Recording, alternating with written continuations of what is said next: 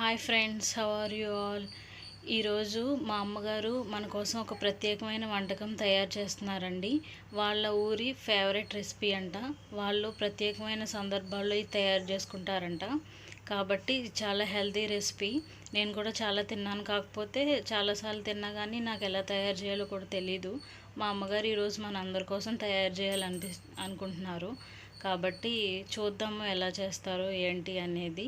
So మనం ఇప్పుడు start చేసేద్దాం. కావాల్సిన ఐటమ్స్ అంటే ఇవ్వండి. కాబట్టి ప్రాసెస్ ఏంటి ఇప్పుడు మనం చూద్దాం. Thank you all. సో చూడండి అమ్మ, స్టార్ట్ చేయి. హాయ్ అండి, అందరూ బాగున్నారా? ఈరోజు మనందరి కోసం ఒక వెరైటీ చేయబోతున్నానండి. దాని పేరు సొజ్జ అంటారండి. అది మా ఊర్లో అయితే చాలామంది చేసుకుంటారు. అది ఎలా చేయాలో మీకు చేసి చూపిస్తాను, ఒకసారి చూడండి. ఇది చాలా హెల్త్కి చాలా మంచిది. స్టార్ట్. ఓకే అండి, స్టార్ట్ చేస్తున్నాము వీడియో. అందరూ మిస్ చేయకుండా చూడండి, అప్పుడే మీకు ప్రాసెస్ అంతా కరెక్ట్గా ఉంటుంది. పర్ఫెక్ట్ టేస్ట్గా ఐటెం కూడా వస్తుంది. ఫస్ట్ అయితే మనం ఒక ప్యాన్ పెట్టుకున్నామండి. ఇక్కడ మేము కుక్కర్ యూజ్ చేసాం. మీకు వెడల్పంటి ప్యాన్ ఏదంటే అది దళసరిగా ఉండాలంటండి చెప్తున్నారు కదా. సో దళసరిగా ఉన్న ప్యాన్ ఏదైనా ఉన్నా మీకు అలాంటి గిన్నె ఏమైనా ఉంటే పెట్టుకోండి. సో ఇది ప్రాసెస్ కూడా చాలా వెరైటీగా ఉంటుందండి. నేను విన్నాను కానీ చూడలేదు ఎప్పుడు. విన్నాను, నిన్న మా మమ్మీని అడిగాను ప్రాసెస్. నేను ఎప్పుడు ఇది చూడలేదు నెట్లో కూడా. నేను ఆల్రెడీ సెర్చ్ చేశాను నెట్లో ఉంటుందా అని, కానీ లేదు. సో మన ఛానల్లోనే ఫస్ట్ టైం ఈ రెసిపీ పోస్ట్ అవ్వబోతుంది. సో అందరూ టిప్స్ ఏమీ మిస్ అవ్వకుండా డెఫినెట్గా వీడియో చూడండి. మీకు ఈ వంటకం నచ్చితే ప్లీజ్ అండి లైక్ చేయండి, కామెంట్ కూడా చేయండి మీరు చేసుకున్న ఎలా ఉందో. మీకు నచ్చితే ఛానల్ కూడా సబ్స్క్రైబ్ చేయండి. ఫస్ట్ అయితే ఈ ప్యాన్ పెట్టుకుని కొంచెం వేడి చేసుకోవాలి. ఓకేనండి. నెక్స్ట్ ఓకే ఓకే ముందుగా గ్లాసులు బియ్యం వేసానండి. మనం ఏ గ్లాస్ అయినా తీసుకోవచ్చు. ఓకే, చిన్న గ్లాస్ పెట్టుకోవచ్చు, పెద్ద గ్లాస్ పెట్టుకోవచ్చు. కొలత పెట్టుకోవాలండి.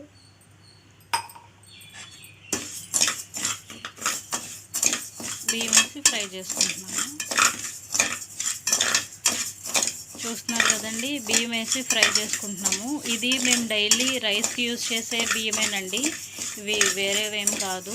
మేము డైలీ రైస్ వీటితోనే చేసుకుంటాము. ఆ బియ్యమే ఒక గ్లాసు వేసుకుని ఫ్రై చేసుకోవాలండి. ఆయిల్ ఏం అవసరం లేదు, జస్ట్ నార్మల్గా కొంచెం ప్యాన్ హీట్ చేసుకోవాలి. హీట్ అయిన తర్వాత ఈ బియ్యం వేసి ఫ్రై చేసుకోవాలి. ఎంతసేపు ఫ్రై చేయాలమ్మా? ఇలాగా బ్రౌన్ కలర్ రావాలమ్మా. డార్క్ బ్రౌన్ కలర్ రావాలి. డార్క్ బ్రౌన్ కలర్ రావాలి. జాగ్రత్తగా చేసుకోవాలండి. డార్క్ బ్రౌన్ కలర్ రావాలంట. అంతకంటే తక్కువ అయితే మళ్ళీ టేస్ట్ పాడైపోతాం. అవునమ్మా, ఇది బ్రౌన్ రావాలి. ఎక్కువ పెద్ద మంట మీద కూడా వేయకూడదు. చిన్న మంట మీద స్లోగానే మీడియం మంట మీద పెట్టి వేపుకోవాలి. అడుగు దళసరగా ఉన్న దాంట్లో వేపుకోవాలి. విన్నారు కదండి టిప్స్, ఇవన్నీ ఫాలో అవ్వండి డెఫినెట్గానే. ఇంచుమించుగా మనం సున్నుండలో బియ్యం వేసుకుంటాం కదండి, అలాగే అంత ఎర్రగా దాని మీద కొంచెం ఎర్రగా వేపుకోవాలి.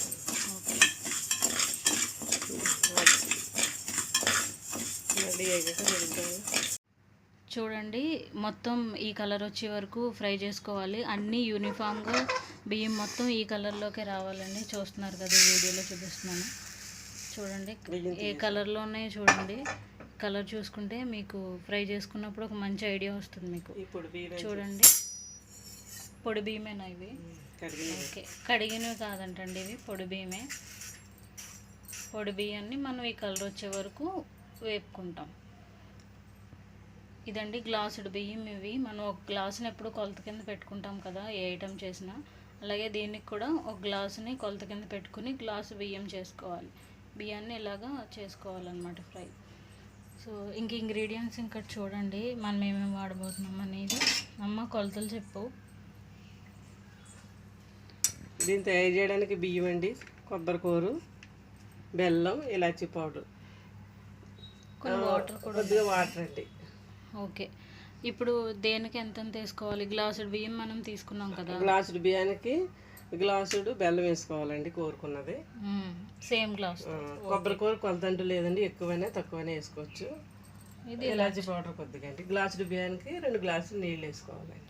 చూసారు కదండి, ఇక్కడ ఉన్న ఐటమ్స్ అన్నీ. గ్లాసుడు బియ్యానికి 2 గ్లాసులు నీళ్ళు వేసుకోవాలి. ఇలాగా 2 గ్లాసులు నీళ్ళు పక్కన పెట్టుకోవాలి. అలాగే గ్లాసుడు బియ్యానికి గ్లాసుడే మనం ఈ బెల్లం కూడా తురుము పెట్టుకోవాలి. కొబ్బరి మనకు నచ్చినంత తురుముకొని వేసుకోవచ్చు. అండ్ ఇలాచి, అంతేనండి. ఈ బియ్యాన్ని బాగా చల్లారి పెట్టుకోవాలండి. ఫ్రై చేసిన బియ్యాన్ని ఒక ప్లేట్లో వేసుకొని ఈ విధంగా చల్లారి పెట్టుకోవాలి. దీని తర్వాత మనం మిక్సీ చేసుకుంటాము. కొంచెం రవ్వ వాడతాం కదండి మనం ఎందులోకైనా. ఆ రవ్వ కన్సిస్టెన్సీలో మనం దీన్ని మిక్సీ చేసుకోబోతున్నాం. సో దీన్ని బాగా చల్లారి పెట్టుకోండి. చూడండి, ఈ విధంగా మనం బియ్యాన్ని మిక్సీ చేసుకోవాలి. సో కన్సిస్టెన్సీ చూపిస్తాను మీకు ఇప్పుడు. చూడండి, చూస్తున్నారు కదా, ఇలా ఉండాలి. ఇది బాగా బరగ్గా ఉండకూడదు, అలానే బాగా మెత్తగా కూడా ఉండకూడదండి. ఇలా ఉండాలి. యాక్చువల్గా దీన్ని తిరగలతో దీన్ని ఇలా చేసేవారంట, కానీ ఇప్పుడు మన దగ్గర అది అవైలబుల్గా లేదు. కాబట్టి ఇంక మనం మిక్సీనే యూస్ చేయాలి కదా ఈ టైంలో. కాబట్టి ఈ కన్సిస్టెన్సీలో వచ్చేలాగా మనం మిక్సీ పట్టుకోవాలండి. ఓకేనా? చూడండి, ఇప్పుడు మనకి మెయిన్ ప్రాసెస్లోకి వచ్చాము. మనకి మెయిన్ ప్రాసెస్ స్టార్ట్ అయిపోతుంది. చూడండి, ఇప్పుడు మనం 2 గ్లాసులు వాటర్ పోసుకున్నామండి. ఇందులో 2 గ్లాసులకి కొంచెం ఎక్కువ, అంటే 2 గ్లాసులన్నర అలాగా. ఓకే, 2 గ్లాసులన్నర వాటర్ పోసుకున్నామండి ఇందులోని. ఇక్కడ నుంచే మనకి మెయిన్ ప్రాసెస్. ఇది కొంచెం కష్టమైన రెసిపీ ఏనండి, ఎందుకంటే చాలా ఎక్కువ టైం పడుతుంది. ఇన్స్టెంట్ అయితే కాదు. ఇప్పుడు బెల్లం చెప్పమ్మా. ఇవన్నీ మనం కొలిచి పెట్టుకుని బెల్లం వేస్తున్నామండి. చూసారు కదండి, ఇప్పుడు బెల్లం వేస్తాము. చెప్పిన ఇంకా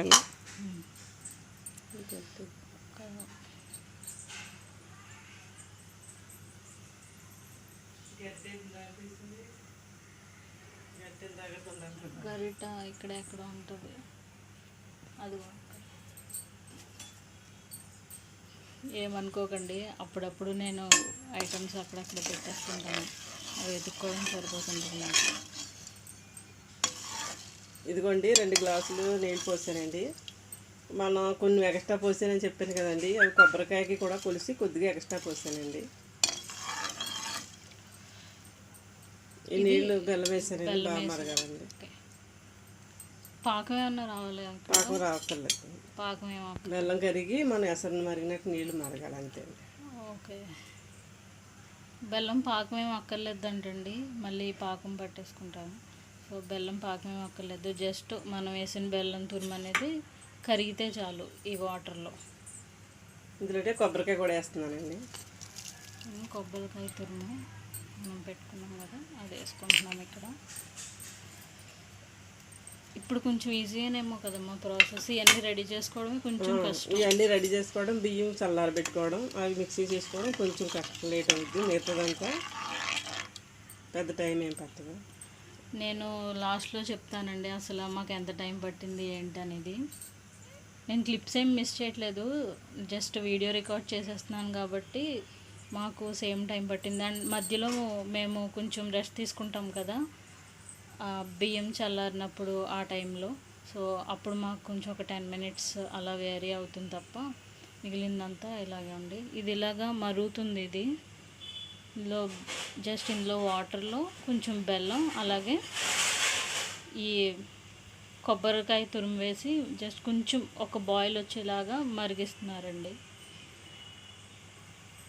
ఇది నేను తీస్తున్న ఫస్ట్ వీడియో అండి వంటకం. నేను ఇప్పటిదాకా షార్ట్సే పోస్ట్ చేశాను కదా,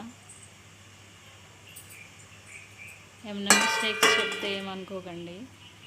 మ్యాక్సిమం అన్నీ చూపిస్తున్నాను కాబట్టి మీరు కొంచెం ఓపికతో చూడండి. ఇలా మనం మూత పెట్టుకుని దాన్ని బాయిల్ చేసుకోవాలి. చూడండి, కొంచెం మరుగుతుంది ఇది ఇంకానే.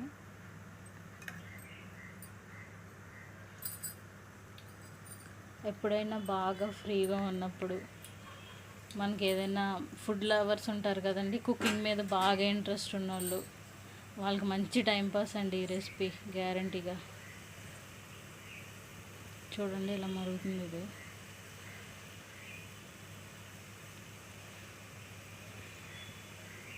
నేను ఎప్పుడూ వంటగదిలో ఎంతసేపు ఉండలేదు, ఫస్ట్ టైం ఉంటున్నానండి. జస్ట్ చిన్న చిన్నవి చేసేసి వెళ్ళిపోతుంటాను. నేను కూడా నేర్చుకుంటున్నాను ఈ రెసిపీ అలా ఏంటనేది. ఎప్పుడైనా చేయాలనుకుంటే యూజ్ అవుద్ది కదా. చూడు, టేస్ట్ చూసుకోవాలా. బెల్లం పాకం సరిపోయిందో లేకపోతే ఓకే, పాకం ఏం లేదు కదా ఇందులో. లేకపోతే బెల్లం తీపి తగ్గుతుందో లేదా అని. ఓకే, చూసుకోండి, జాగ్రత్తగా చూసుకోవాలంటండి తీపి తగులుతుందా లేదా అని. అంటే మరి కొంచెం తగ్గిందనుకోండి, ఈ టైంలో మనం వేసుకుంటే సరిపోద్ది, అంతేనా?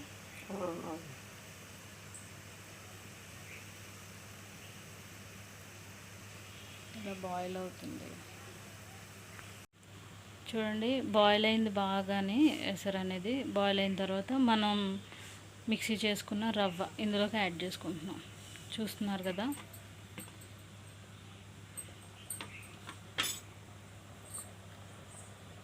చూడండి, ఇందులోకి యాడ్ చేసుకున్నాం మనం మిక్సీ చేసుకున్న రవ్వ ఇది.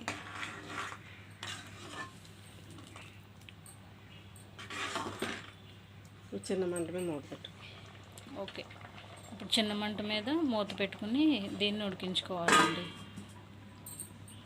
ఇది కొంచెం రైస్ వండుకునేటట్టే ఉంది కదా ప్రాసెస్ ఏంటో, కాకపోతే రైస్ లాగా. ఇది బియ్యమే అక్కర్లేదండి, మనం బియ్యం రవ్వ చేసుకుంటాం కదండి, బియ్యంతో ఆ రవ్వతో కూడా చేసుకోవచ్చండి. బియ్యం రవ్వతో కూడా చేసుకోవచ్చు. బియ్యం రవ్వని వేపేసుకుని కూడా చేసుకోవచ్చండి. కాకపోతే దీని అంత టేస్ట్గా అది కొంచెం. ఓకే,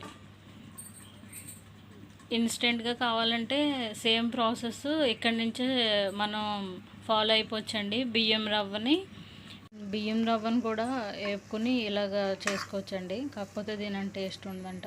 ఇందాక మనం ఎసరు మరిగించాం కదండి, అది ఇంతవరకు రావాలి, ఇంత దగ్గర పడాలండి.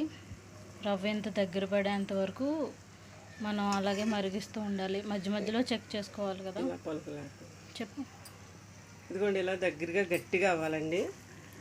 ఇలా మనం ఇలా చేతితో చూసుకున్నట్లయితే మనకు మళ్ళీ బియ్యం రవ్వ తగలకుండా మెత్తగా అవ్వాలండి. అదండి, మెత్తగా అవ్వాలి. ఇంకా మనం యాడ్ చేయవలసినవి ఉన్నాయి ఇక్కడ.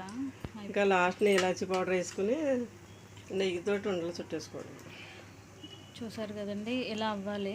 ఇంకా కొంచెం అవ్వాలి మెత్తగా, ఇంకా గట్టిగా అవ్వాలి, దగ్గరికి రావాలి, ఇంకా పలుకుంది. ఓకే ఓకే, ఇది మనం చెక్ చేసుకుంటూ ఉండాలండి. ఇది మనకి కావాల్సిన కన్సిస్టెన్సీ వచ్చే వరకు మరిగించుకుంటూ దగ్గర పడేంత వరకు మనం చెక్ చేసుకుంటూ ఉండాలి. చిన్న మంట మీద చేయాలంటండి. ఇన్ కేస్ బెల్లం కొంచెం తక్కువైందనుకో, మరి ఈ టైంలో మళ్ళీ కొంచెం కోరుకుని పైన వేసుకుంటే అది మళ్ళీ కరిగిపోద్దండి. ఓకే, మనం తీపి ఎక్కువ తినే వాళ్ళు అయితే కొంచెం వేసుకోవచ్చండి. మేము వేసినవి అయితే మా వరకు సరిపోయిందండి. ఇంకా మీకు ఏమన్నా కావాలి, తక్కువ అనిపిస్తుంది అంటే ఈ స్టేజ్లో కూడా మనం బెల్లం తురిమి వేసుకుంటే మనకి సరిపోతుంది. చూడండి, ఇది ఇలా వచ్చే వరకు వేసుకుని ఇక్కడ కొంచెం సాల్ట్ వేస్తున్నారు, చిటికెడు, బాగా తక్కువ అండి, చిటికెడు ఉప్పు అంటండి. చిటికెడు ఉప్పు వేసుకోవాలి ఇక్కడ. ఇంకా ఇలాచీ పొడి ఒకటి బ్యాలెన్స్ ఉంది, సో అది కూడా వేసేస్తున్నాము. అప్పుడే కాదమ్మా, చూడండి, ఇది చాలా దగ్గరికి రావాలండి. చాలా కొంచెం టైం పడుతుంది. దీన్ని అలా మధ్య మధ్యలో చూస్తూ కలుపుకుంటూ దగ్గర పడేంత వరకు ఉడికించుకోవాలి. బాగా దగ్గర పడాలి, ఎందుకంటే మనం దీన్ని లడ్డు కింద చేసుకుంటాము. లడ్డు అవ్వాలంటే మరి కొంచెం దగ్గర పడాలి కదా, ఆ టైప్ దాకా చేసుకోవాలి. కొంచెం గట్టిగా రావాలి, అలాగే స్మూత్గా కూడా ఉండాలి. సో అది కొంచెం కష్టమైన పని, కాకపోతే మనం క్లారిటీగా అప్పుడప్పుడు చెక్ చేసుకుంటూ ఉంటే మనం ఖచ్చితంగా ఈ కన్సిస్టెన్సీని వచ్చేంత వరకు చేసుకోవచ్చు.